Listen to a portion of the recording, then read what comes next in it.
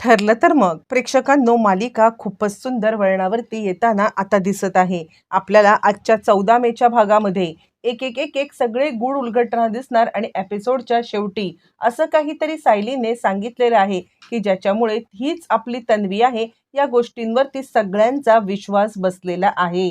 नक्की काय घडलंय, कसं घडलंय, सगळं सविस्तरपणे पाहूया.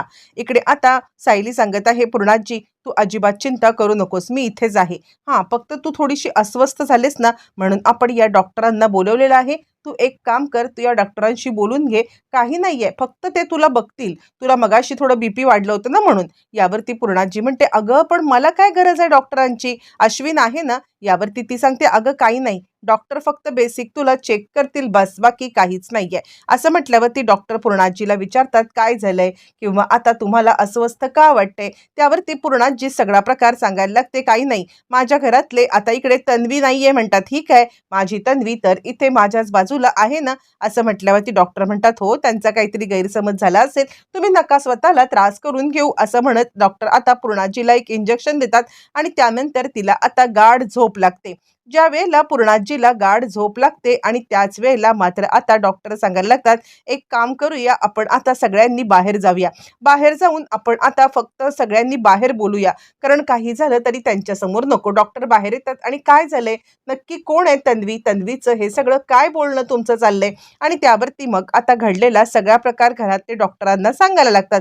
कशा प्रकारे प्रिया आता आमच्या आयुष्यात आली, कशा प्रकारे ती आमच्या आयुष्यामध्ये येऊन आता तिने आमचं आयुष्य कशा पद्धतीने आता इकडे व्यापून टाकलं आणि त्यानंतर पूर्णाची तिला आता ज्या वेळेला आपण घराबाहेर काढलं त्यावेळेला कशी ट्रॉमामध्ये गेली. एक ना 100 गोष्टी आता इकडे पहिल्यापासूनच्या आत्तापर्यंतच्या ज्या वेळेला आता इकडे घरातली सगळी मंडळी सांगायला लागतात आणि त्यावेळेला मग आता डॉक्टर म्हणतात, "हे बघा, मुळातच आता एखादं माणूस जर का घराबाहेर गेलं ना, तर त्याचा परिणाम एखाद्या दुसऱ्या माणसावरती जास्त होतो आणि याचाच आता त्यांच्यावरती परिणाम झालाय. बस, बाकी काहीच नाहीये. आणि त्यासाठी आता इकडे तुम्ही सगळ्यांनी मिळून काळजी घेतली पाहिजे की त्यांना त्यांना कोणत्याही प्रकारचा धक्का बसणार नाही, या सगळ्याची काळजी तुम्ही घ्यायला पाहिजे." आणि त्यासाठी आता इकडे त्या सायली मॅडम त्याच वयाच्या आहेत, म्हणून त्यांना आता ते तन्वी समजतायत. म्हणजे मुळातच त्यांना आता तीच तन्वी वाटते आणि हेच नाटक तुम्हाला चालू ठेवावं लागणार आहे. आणि त्यावरती अर्जुन म्हणायला लागतो, "पण डॉक्टर, हे नाटक किती दिवस चालू ठेवायचं? आणि ज्या वेळेला पूर्णाजीला कधीतरी समजेलच ना की ती तन्वी नाहीये, मग त्यावेळेला आपण आता काय करायचं?" डॉक्टर म्हणतात, "हे बघा, त्यावेळेला आपण आता बघून घेऊ. पण सध्या तरी त्यांना जर का ह्या सगळ्यातून बाहेर काढायचं असेल तर आपल्याला हे नाटक करायलाच लागेल. कारण त्यांना बीपी, शुगर असं एक ना अनेक गोष्टी आहेत आणि त्याचसाठी जर का आता त्यांनी या सगळ्यामधून बाहेर पडण्याचा प्रयत्न करायचं म्हटलं तर आता त्या बाहेर पडू शकत नाहीयेत, जर का आता हा ट्रॉमा त्यांना असेल तर. त्यामुळे तुम्हाला काही दिवस हे नाटक करावंच लागणार आहे आणि सायली मॅडम, तुम्हाला तन्वी बनून वावरावं लागणार आहे." डॉक्टरांनी हे सांगितल्यावरती सगळ्यांना हे जरी कठीण वाटत असलं तरी सुद्धा पूर्णाजीसाठी ते करणं गरजेचं आहे, ही गोष्ट सगळ्यांना समजलेली आहे. मग त्यानंतर सगळेजण पूर्णाजीच्या इथे रूममध्ये आलेले आहेत. पूर्णाजी उठते आणि "काय झालं?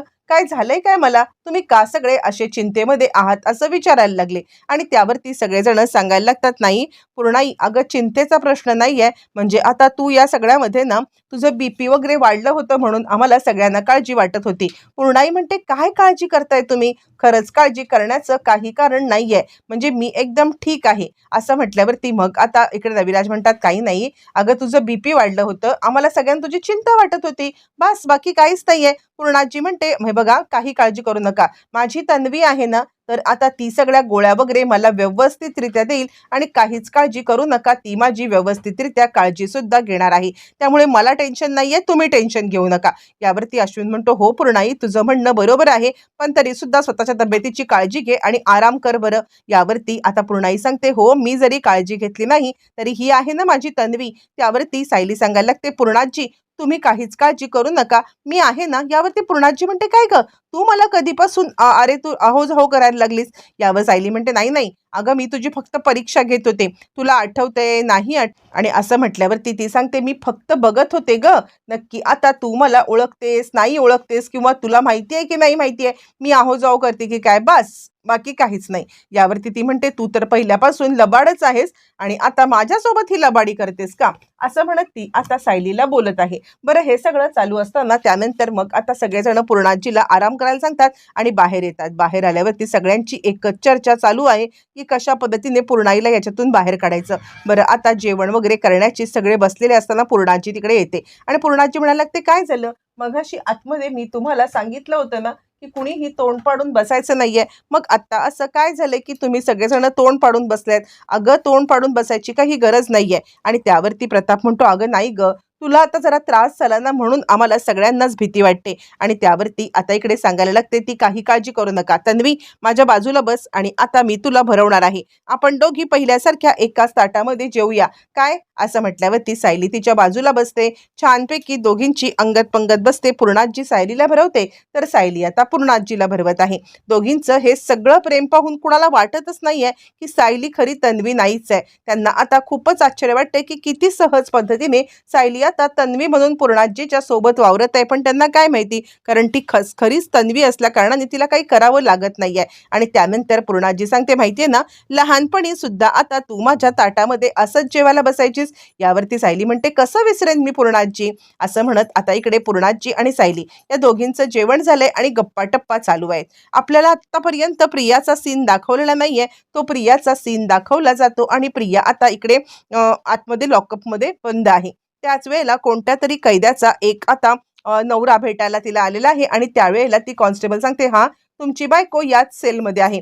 प्रियाला वाटतं की अश्विन मला भेटायला आला आणि ती म्हणते माझा नवरा आलाय का, माझा नवरा आलाय का. यावरती ती बाई सांगायला लागते अगं तुझ्यासारखी फ्रॉड बाई लग्न होऊन सुद्धा 4 मुलांच्या सोबत फिरतेस आणि आता नवरा तुला भेटायला येईल, तुला लाज वाटते का, असं म्हणत आता इकडे ती बाई सांगायला लागते नवऱ्याला फसवलेस तू आणि नवरा तुला कशाला भेटायला येईल. यावरती म्हणते तुम्हाला काय करायचंय, मला माहितीये माझ्या नवऱ्याचं माझ्यावरती प्रेम आहे, तो तरी सुद्धा मला भेटायला येईल.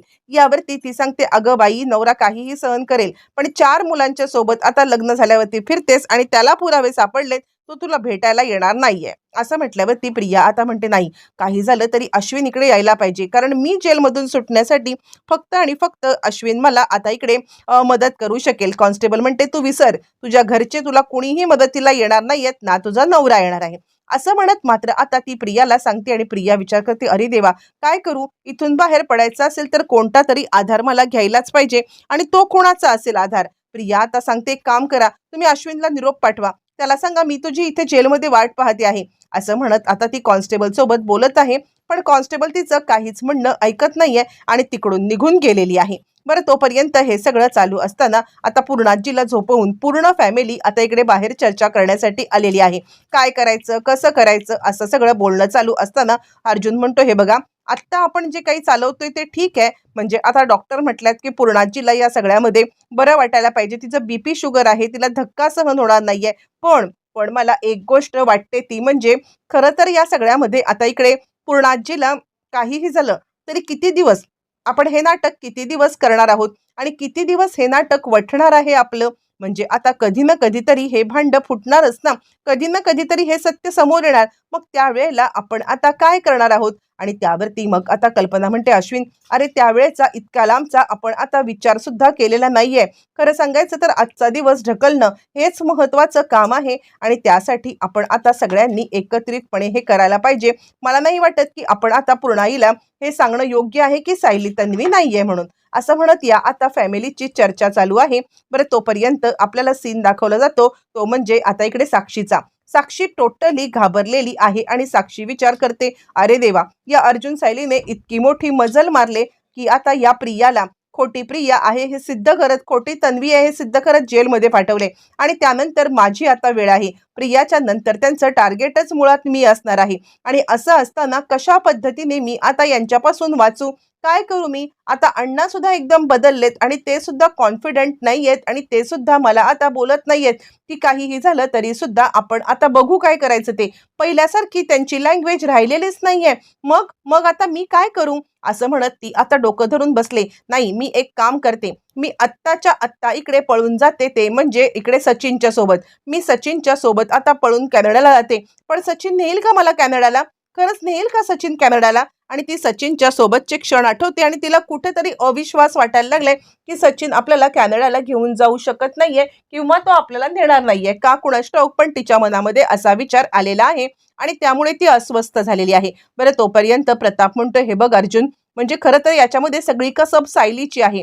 कारण पूर्णाजीला जी तन्वी आठवते ती लहानपणीची आहे. मग तिच्या सगळ्या आठवणी किंवा आता त्यावेळेला घडलेल्या काही घटना या सगळ्या पूर्णाजीच्या लक्षात असणार आहेत, ज्या सायलीच्या लक्षामध्ये असणारच नाहीयेत. आणि त्यासाठी आपल्याला मात्र आता काही झालं तरी सायलीला ह्या सगळ्यामध्ये हे केलं पाहिजे." आणि प्रताप सांगायला लागतो, "खरंच सायली, तुझ्यासाठी हे अवघड आहे खूप." यावरती अस्मिता म्हणते, "हो सायली, मला सुद्धा असंच वाटतंय की तुझ्यासाठी हे आता खूपच अवघड आहे."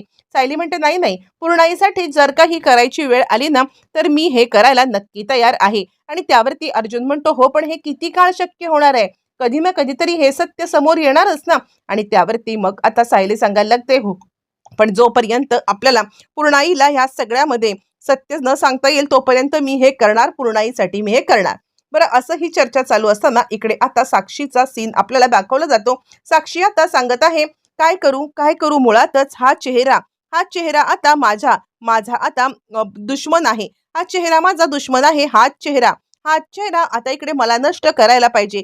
काय करू, काय करू?" असा विचार करते आणि ती हातामध्ये चाकू घेते. मुळातच याच चेहऱ्याच्यामुळे आता मला ही बाकी सगळी लोक इकडे ओळखतात किंवा या चेहऱ्याच्यामुळे आता बाकी सगळी मला इकडे म्हणजे मला ओळखू शकतात. काय करू, काय करू? असं आता ती विचार करते आहे आणि त्यानंतर ती चाकू घेऊन आपला चेहरा खराब करण्याचा आता मात्र प्रयत्न करते आहे. आणि त्याच वेळेला मात्र आता ती वेड्यासारखी हसतीये, तिला वेड्यासारखं भास होत आहेत आणि काही ना काहीतरी विचित्र घडतंय. इकडे तोपर्यंत आता मात्र प्रतिमा विषय काढते, की आपण सगळे या विषयावरती बोलतोय खरं, पण मला आता एकच शंका येते आहे. मला एक कळत नाहीये, की आता खरी तन्वी, आपली तन्वी कुठे असेल? त्या अपघाताच्या नंतर आता तन्वी कुठे गेली असेल? काय झालं असेल तिचं? आणि या सगळ्यामध्ये ती सुखरूप असेल का? तिच्यासोबत काही अघटित घडलं असेल का? आणि प्रतिमाचा हा संशय एकदम खरा असतो, जे सायलीला सुद्धा वाटत असतं. सायली म्हणते, "बरं झालं प्रतिमा आत्यांनी हा विषय काढला. मला सुद्धा हा विषय असाच वाटत होता, की खरी तन्वी कुठे असेल. बरं झालं प्रतिमा आत्यांनी हा विषय काढून तो समोर आणलाय." आणि खऱ्या तन्वीचं सत्य आता समोर येण्यापासून काही क्षणच दूर असताना इकडे आता पूर्णाजी सायलीला सांगायला लागते, "तू आता ते गाणं म्हणायचीच बघ, चांदोबा चांदोबा भागलास का, ते एकदा म्हण ना." आणि सायली आता ते गाणं म्हणायला लागते आणि त्याच वेळेला लहानपणी त्या ठिकाणी ज्या वेळेला त्या आता शब्दांना ती चुका करायची त्याच ती चुका करते. आणि पूर्णाजी म्हणायला लागते, "बघितलंस, मी तेच सांगण्याचा प्रयत्न करते. तू लहानपणी सुद्धा आता याच ठिकाणी चुकायचीस आणि आत्ता पण त्याच ठिकाणी चुकतेस." बरं, हे सगळं ऐकल्यावरती मुळातच मात्र आता हा सगळा प्रकार बघून सगळ्यांनाच धक्का बसलाय. कसं काय शक्य आहे? सायली त्याच ठिकाणी चुकणं आता कसं काय शक्य आहे? किंवा सायली त्याच ठिकाणी कशी काय अडखळली? एक ना 100 विचार मात्र आता सगळ्यांच्या डोक्यामध्ये आलेले आहेत आणि कुणालाच कळत नाहीये, की सायली कशी काय अचूक आता बोलली.